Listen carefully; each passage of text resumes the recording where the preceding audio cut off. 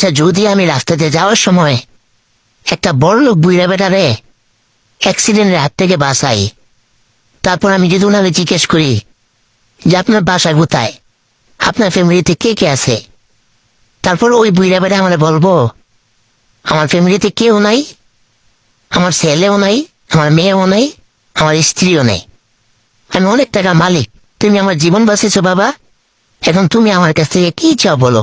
তারপর আমি ওনার বলবো আপনি খুশি আমার যা দিবেন। তারপর উনি আমারে ওনার যত ধন সম্পত্তি আছে, টাকা পয়সা আছে, সবকিছু আমার নামে বইরা দিব। তারপর আমি অনেক বড় লোক হয়ে যাবো। আর ওই বুইয়া বেড়ে এত টাকাতে কি করব? টাকার দরকার আমার না।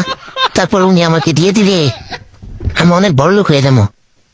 না, এখন এই রাস্তা দাঁড়াইতেও খুবই একটা কথা বলছিল, যেখানে দেখিবে ছাই উল্টাই দেখিবে তাই, পাইলেও পাইতে পারো অমূল্য রতন।